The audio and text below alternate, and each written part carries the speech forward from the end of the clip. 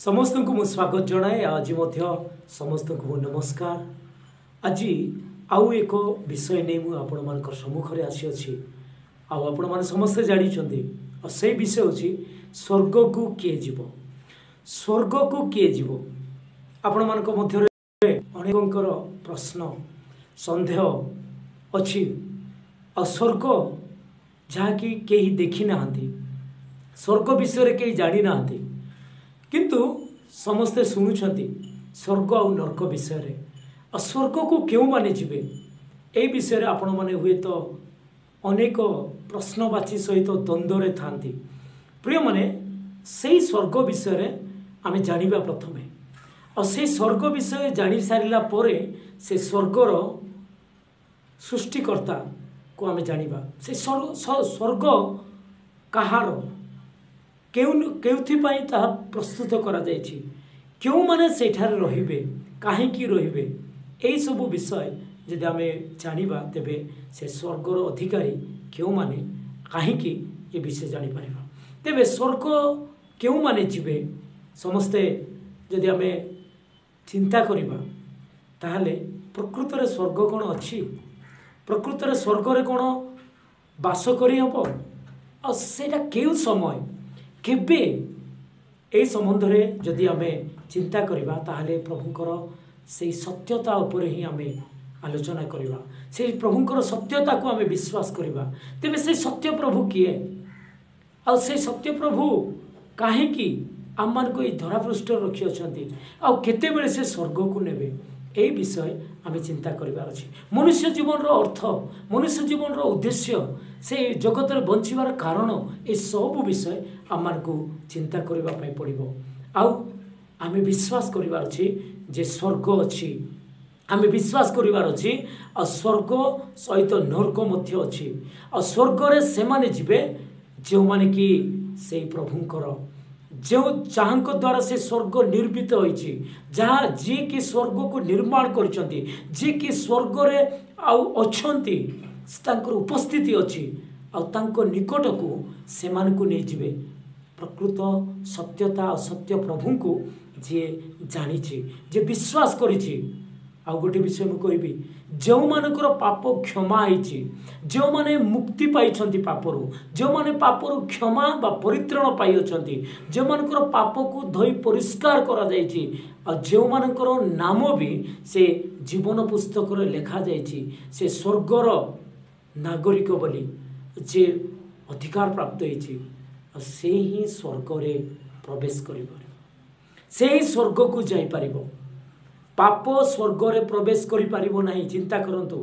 पाप स्वर्ग रे प्रवेश करि परिबो नाही पापर स्थान नरक तेबे मु आउ आपण जदि पापरे अछु मु आउ आपण से पापरे रही जदि मरि जिबा पापर समाधान ए जगतर थिबा समय रे जदि हेबो नाही ताहाले जने मनुष्य निश्चित होई जिबा आवश्यक जे से नरक को जीव स्वर्ग रे प्रवेश करि परिबो नाही कारण स्वर्ग एक पवित्र स्थान स्वर्ग रे पाप प्रवेश करिबो नाही तेणु ए जगत रे बंची थिबा समय रे से पापर समस्या को समाधान करिबा पई पड़िबो आ कोन समाधान अनेके भाबंती जे आमे दान दक्षिणा किबा तीर्थ जाईकी दर्शन करिबा आउ प्रभुंकर दर्शन करिबा दान दक्षिणा साहाय्य अन्य मान को दया देखेबा कहले आमे स्वर्ग रे पहुंचेबो बोले क्रिया कर्म द्वारा केबे भी केही भी धार्मिक गणित हो पारे ना बोली सत्य परमेश्वरंकर वाक्य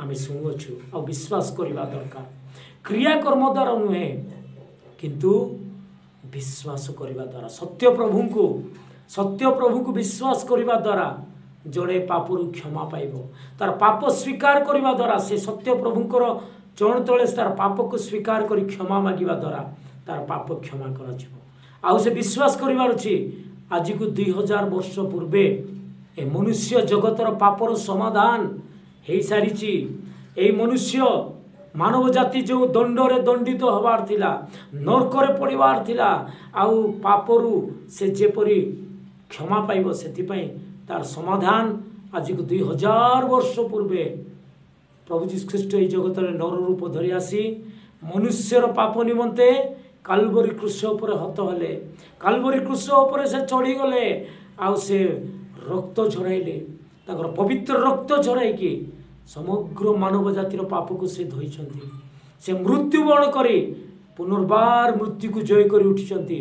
ଆଉ ତାଙ୍କରି ମୃତ୍ୟୁ ଦ୍ୱାରା, ପୁନରୁତ୍ଥାନ ଦ୍ୱାରା ଜଣେ ମନୁଷ୍ୟ, ପାପୀ ମନୁଷ୍ୟ ଧାର୍ମିକ ଗଣିତ ହେବ। ବିଶ୍ୱାସ ଦ୍ୱାରା ଜଣେ ମନୁଷ୍ୟ ଧାର୍ମିକ ଗଣିତ ହୋଇପାରିବ। ଆଉ ପ୍ରଭୁଙ୍କର ମୃତ୍ୟୁ ଦ୍ୱାରା ଜଣେ ମନୁଷ୍ୟ ଧାର୍ମିକ ଗଣିତ ହୋଇପାରିବ। ତାଙ୍କର ପୁନରୁତ୍ଥାନ ଦ୍ୱାରା ଜଣେ ମନୁଷ୍ୟ ଧାର୍ମିକ ଗଣିତ ହୋଇପାରିବ। ତାଙ୍କ ରକ୍ତ ଦ୍ୱାରା ଜଣେ ମନୁଷ୍ୟ ଧାର୍ମିକ ଗଣିତ ହୋଇପାରିବ। ଏହା ପ୍ରଭୁଙ୍କର ସତ୍ୟ ବାକ୍ୟର ଲେଖାଯାଇଛି। ପ୍ରିୟମାନେ, କ୍ରିୟାକର୍ମରୁ ଆମେ କେହି ମଧ୍ୟ ଧାର୍ମିକ ଗଣିତ ହୋଇପାରିବ ନାହିଁ।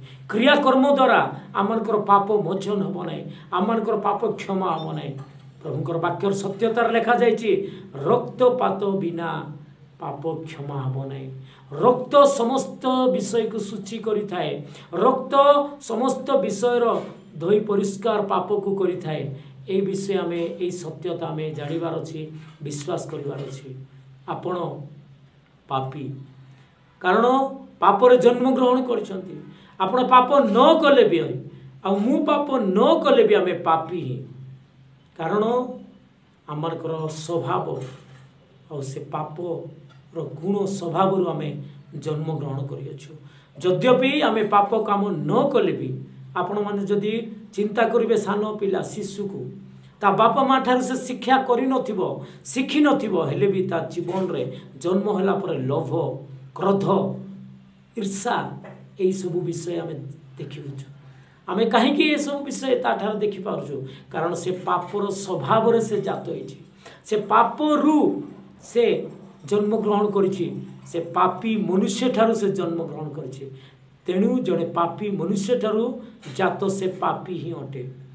ତାପରେ ପ୍ରଭୁ ସେ ପାପର ସମାଧାନ ନିମନ୍ତେ ଯେଉଁ କାର୍ଯ୍ୟ କାଲବରୀ କ୍ରୁଶ ଉପରେ କରିଛନ୍ତି, ଆଉ ସେଇ ବିଷୟ ଯେତେବେଳେ ଜଣେ ପାପୀ ମନୁଷ୍ୟ ବିଶ୍ୱାସ କରିବ, ବୁଝିବ, ଆଉ ସତ୍ୟ ପ୍ରଭୁଙ୍କୁ ଜାଣି ସେ ତାର ପାପ ସ୍ୱୀକାର କରିବ, ତେବେ ପ୍ରଭୁ ସେଇ ପାପୀକୁ କ୍ଷମା କରୁଛନ୍ତି।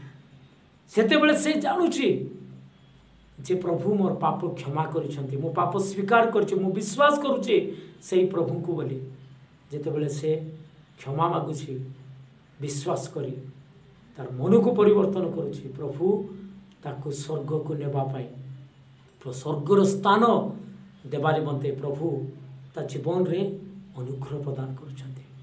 ତେଣୁ ପ୍ରିୟମାନେ, ସ୍ୱର୍ଗକୁ ସେମାନେ ଯିବେ ଯେଉଁମାନେ ପ୍ରଭୁ ଯୀଶୁଖ୍ରୀଷ୍ଟଙ୍କୁ ବିଶ୍ୱାସ କରିଛନ୍ତି ନିଜର ବ୍ୟକ୍ତିଗତ ତ୍ରାଣକର୍ତ୍ତା ବୋଲି। ଯେଉଁମାନେ ପ୍ରଭୁ ଯୀଶୁଖ୍ରୀଷ୍ଟଙ୍କୁ ଗ୍ରହଣ କରିଛନ୍ତି ତାଙ୍କ ଜୀବନରେ, ଯେଉଁମାନେ ପ୍ରଭୁ ଯୀଶୁଖ୍ରୀଷ୍ଟଙ୍କ ଠାରେ ନିଜର ପାପକୁ ସ୍ୱୀକାର କରିଛନ୍ତି, ପାପ କ୍ଷମା କର ବୋଲି, ଯେଉଁମାନେ ଏହି ପ୍ରକାର ମନ ପରିବର୍ତ୍ତନ କରିଛନ୍ତି, ମନ୍ଦତାରୁ ଫେରିଛନ୍ତି, ଆଉ ସେମାନେ ହିଁ ସ୍ୱର୍ଗକୁ ଯାଇପାରିବେ। ଆଉ ପ୍ରଭୁଙ୍କର ବାକ୍ୟ ପ୍ରକାରେ ଯେତେ ଜଣ ତାଙ୍କୁ ବିଶ୍ୱାସ କଲେ, ତାହାଙ୍କୁ ଗ୍ରହଣ କଲେ, ସେମାନଙ୍କୁ ହିଁ ଈଶ୍ୱରଙ୍କ ସନ୍ତାନ ହେବାର ଅଧିକାର ଦେଲେ। ଯୌନ 3:16 ପ୍ରକାରେ ଯେପରି ଯେ କେହି ତାଙ୍କଠାରେ ବିଶ୍ୱାସ କରେ ସେ ବିନଷ୍ଟ ନ ହୋଇ ଅନନ୍ତ ଜୀବନ ପ୍ରାପ୍ତ ହେବ। ଆଉ ଯେତେ ଜଣ ପ୍ରଭୁ ଯୀଶୁଖ୍ରୀଷ୍ଟଙ୍କୁ ନିଜର ବ୍ୟକ୍ତିଗତ ତ୍ରାଣକର୍ତ୍ତା ବୋଲି ଗ୍ରହଣ କରିଛନ୍ତି, ଯେତେ ଜଣ ପାପ ସ୍ୱୀକାର କରିଛନ୍ତି, ପାପରୁ ସେମାନେ ଆପଣା ପାପକୁ ସେମାନେ ସ୍ୱୀକାର କରିଛନ୍ତି, ଆଉ ପ୍ରଭୁ ସେମାନଙ୍କର ପାପ କ୍ଷମା କରିଛନ୍ତି, ଆଉ ସେମାନଙ୍କର ନାମକୁ ଜୀବନ ପୁସ୍ତକରେ ଲେଖିଅଛନ୍ତି। ଯେଉଁମାନେ ଯଦି ଆପଣମାନେ ପ୍ରଭୁ ଯୀଶୁଖ୍ରୀଷ୍ଟଙ୍କୁ ବିଶ୍ୱାସ କରିନାହାନ୍ତି, ଆଜି ହିଁ ସମୟ ସତ୍ୟ ପ୍ରଭୁ ଯୀଶୁଖ୍ରୀଷ୍ଟଙ୍କୁ, ଯିଏକି ପାପ କ୍ଷମାକାରୀ, ଯିଏକି ଆପଣଙ୍କୁ ଆଉ ମୋତେ ସ୍ୱର୍ଗକୁ ନେଇଯିବେ, ଆଉ ସେ ସ୍ୱର୍ଗରେ ସଦାକାଳ ପାଇଁ, ଅନନ୍ତ କାଳ ପାଇଁ ଆମେ ରହିବା। ଆଉ এই ବିଷୟ ଜାଣି ପ୍ରଭୁ ଯୀଶୁଖ୍ରୀଷ୍ଟଙ୍କୁ ବିଶ୍ୱାସ କରନ୍ତୁ, ନିଜର ବ୍ୟକ୍ତିଗତ ତ୍ରାଣକର୍ତ୍ତା ବା